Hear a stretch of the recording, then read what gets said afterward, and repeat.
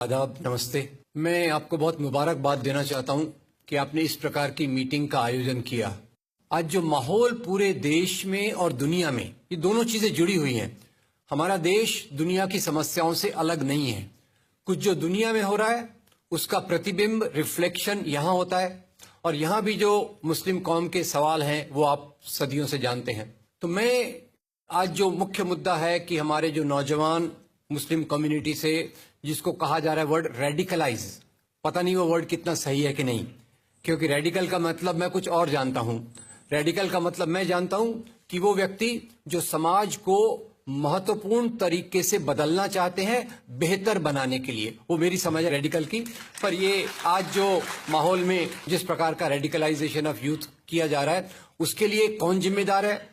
इस्लाम जिम्मेदार है, मुसलमान जिम्मेदार हैं, या कोई और ताकतें हैं जिसके कारण ये आज का कैंसर हमारे समाज में बढ़ रहा है? ये हमको सोचने की जरूरत है।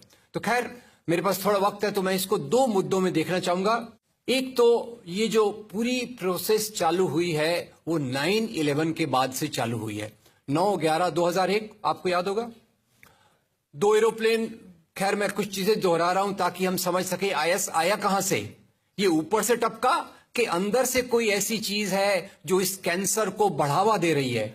वो कैंसर को जो बढ़ावा देने वाली चीज है वो थोड़ा समझने की कोशिश हम करते हैं। खैर, 2 एरोप्लेन आए, 2 एरोप्लेन हाईजैक किए गए, ऐसा बोलते हैं। ये सब बोलते हैं वाली बात मैं कह रहा हूं, मीडिया का मामला है। सच क्या है, झूठ क्या है, सच दिखेगा, आसानी से हम उसको पहचान सकेंगे कि नहीं, वो एक अलग बात है। खैर, ऐसा कहा गया कि 2 एरोप्लेन आए, हाईजैक करके लाए गए और वर्ल्ड ट्रेड सेंटर की बिल्डिंग से टकराए। अब इतनी बड़ी बिल्डिंग थी, वो एरोप्लेन से गिर सकती कि नहीं, वो दूसरा सवाल। वो सवाल मैं सब अंदर छोड़ देता हूं, उसमें मैं नहीं जाऊंगा। बिल्डिंग नीचे बैठ गई और उसी के साथ करीब 3000 लोग मारे गए। कुछ मैं सवाल पूछता हूं अपने दोस्तों से ताकि मेरी समझ भी बढ़े, आपकी समझ भी बढ़े। एक सवाल का जवाब दीजिए, ये 3000 लोग जो मारे गए, ये लोग गुनाहगार थे या बेगुनाह थे? बेगुनाह थे। और इसके बाद वो ओसामा बिन लादेन, बुरा मत मानिएगा, मैं उसकी बहुत आलोचना करता हूं, वो कहता है ये अच्छा हुआ, ये जिहाद है, ऐसा और होना चाहिए, अल्लाह का शुक्र है। अब ये इस्लाम के नाम से उसने जो कह दिया, मेरे ख्याल से इस्लाम पे ये सबसे बड़ा अटैक था। और ये अटैक करने वाले के पीछे कौन था? क्या ओसामा बिन लादेन ऑटोमेटिक आ गया? ये अलकायदा कहां से बना? तो इसके बारे में भी बहुत गहरी सारी चीजें हैं जिसका मैंने स्टडी किया है, कुछ उस पर लिखा भी है। मैं बताता हूं, ये अलकायदा बनने की प्रोसेस की शुरुआत ही बाद में जाकर आईएसआईएस में तब्दील होती है।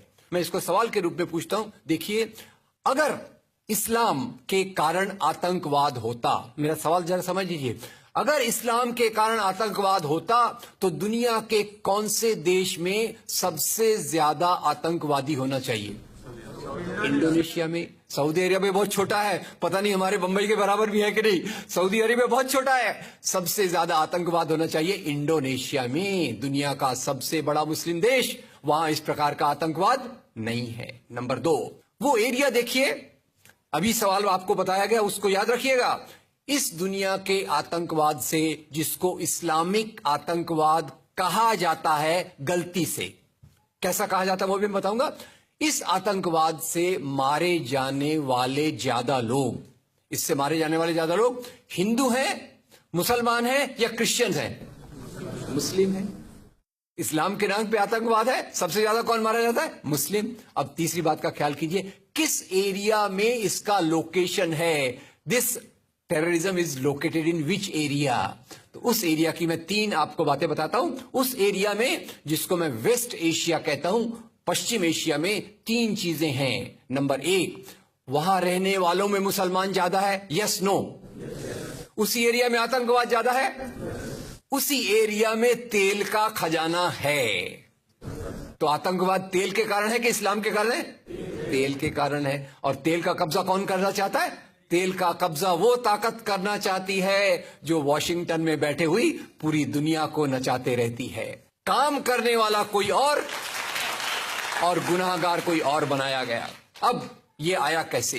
तो आपको बता दूं कि ये अल कायदा के जो मदरसे, अब मदरसा अपने आप में खतरनाक शब्द उसमें कर देते हैं, कुछ मदरसों में इस आतंकवाद की ट्रेनिंग दी गई। इस्लाम के कारण गलत। ये जो मदरसों में आतंकवाद की ट्रेनिंग दी गई, उसके पीछे भी जो हाथ था, दो चीजों का था। सबसे बड़ा हाथ था अमेरिका का। अमेरिका ने $8,000 मिलियन, 7,000 टन हथियार दिए अलकायदा को। उनका ब्रेन वॉश किया गया। इस्लाम के जो दो महत्वपूर्ण शब्द हैं, माफ कीजिएगा अगर मैं कुछ गलत कहूं, मैं इस्लाम का स्कॉलर नहीं हूं, समझने की कोशिश करता हूं, कुछ मैंने गलत कहा तो उसको मैं माफ कर दीजिएगा। तो दो शब्दों को उन्होंने बदल दिया। एक शब्द था जिहाद। जिहाद तो जो है जिहाद अकबर, जिहाद असगर। जहां तक मेरी समझ है, जिहाद अकबर का मतलब होता है अपनी बुराइयों के खिलाफ लड़ना। जिहाद असगर का मतलब होता है समाज की बुराइयों के खिलाफ संघर्ष करना। तो इस जिहाद शब्द का मतलब बदल कर दिया गया कि जो भी व्यक्ति आपसे असहमत है, जो भी व्यक्ति को किसी को पहले काफिर लेबल करो, अब काफिर का भी एक बहुत अलग मतलब है, I won't go to the details of that. तो काफिर किसी को बोलो, उसको मारो, तो उसको जिहाद के नाम दिया गया। और ये ट्रेनिंग उन मदरसाओं में हुई जिसको अमेरिका ने पैसा दिया, अमेरिका ने सिलेबस भी दिया। और तो और मेरी समझ है मदरसों में कुरान की ट्रेनिंग देते हैं, वो कैसे होना चाहिए वो आपके बीच में चर्चा का मुद्दा है। पर यहां जो ट्रेनिंग दी गई उसका सिलेबस वॉशिंगटन में बनाया गया। और खैर ये क्यों बनाया गया उसके पीछे मैं पहले बहुत कोशिश करके मेहनत करके लोगों को बोलता था ये अलकायदा इसके लिए बनाया गया। बाद में मेरे हाथ में एक बहुत अच्छी चीज आई। अब यूट्यूब में कई चीजें बहुत अच्छी हैं, कई चीजें खराब हैं। यूट्यूब के कारण हमारे कई नौजवान भटक भी रहे हैं, पर यूट्यूब की कुछ अच्छी चीजें आपको बताता हूं। यूट्यूब में आप सर्च कीजिएगा 3 शब्दों को, हिलरी क्लिंटन अलकायदा अमेरिका, उसमें आपको 4.5 मिनट का एक वीडियो मिलेगा जिसमें हिलरी क्लिंटन बताती है, मैं नहीं कह रहा, हिलरी क्लिंटन कहती है कि हमको रशियंस के खिलाफ लड़ना था, हमारी फौजें जो वियतनाम से एकदम डिमोरलाइज होकर आई थी वो तैयार नहीं थी, तो इन एशिया के मुसलमानों के नौजवानों के कंधे पर रखकर हमने अपनी बंदूक चलाई, हमने अलकायदा खड़ा किया, हमारा काम हो गया, हम अपने हाथ धो लिए और हम अपने वापस आ गए।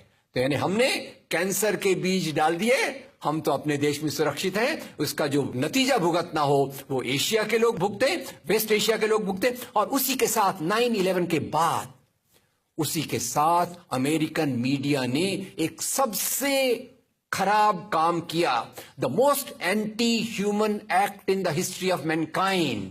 मैं पूरी जिम्मेदारी से ये शब्द कह रहा हूं। क्या किया था अमेरिकन मीडिया ने? अमेरिकन मीडिया ने धर्म को आतंकवाद से जोड़ दिया।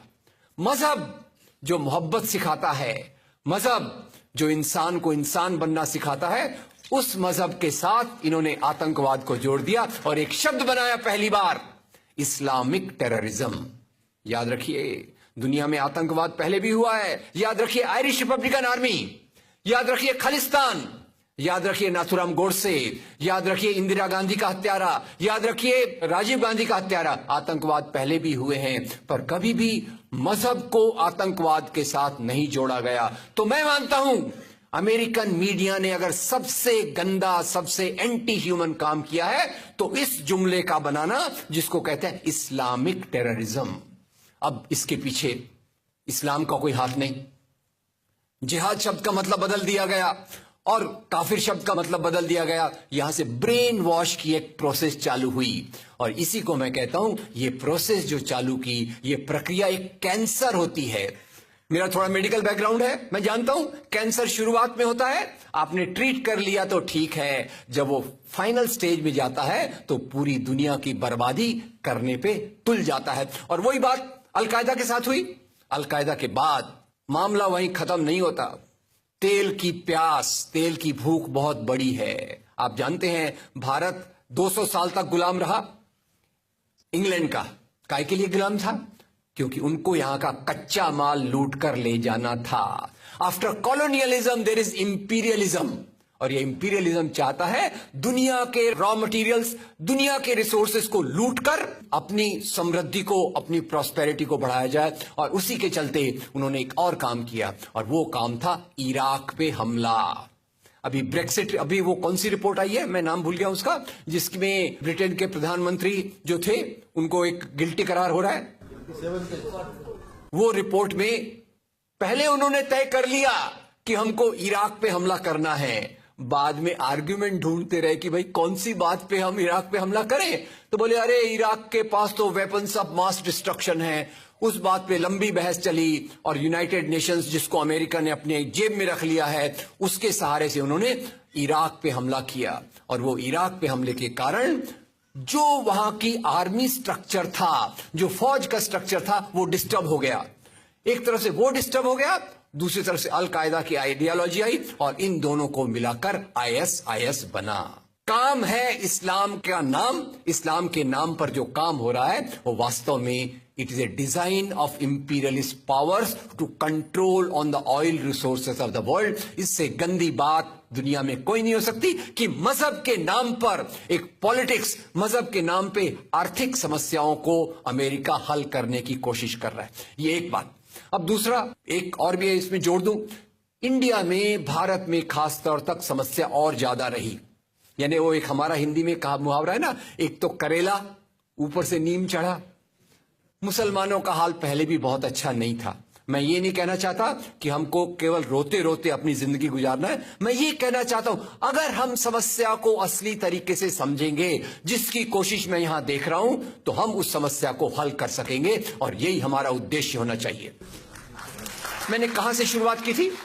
भारत में वैसे ही आपको याद होगा, मक्का मस्जिद blast, Malegaon blast, Ajmer blast, समझौता ब्लास्ट। हर एक ब्लास्ट के बाद मैं बहुत तकलीफ से पढ़ता था, मालेगांव में ब्लास्ट हुआ, 25 नौजवान मुसलमान नौजवानों को पकड़ा गया आरोपी के रूप में। वो लोग जेल में रहते, करियर बर्बाद होता, बाद में कोर्ट कहता इनके पास तो कोई सबूत इनके खिलाफ नहीं है, उनको छोड़ दिया जाता। ये कब तक चली प्रक्रिया?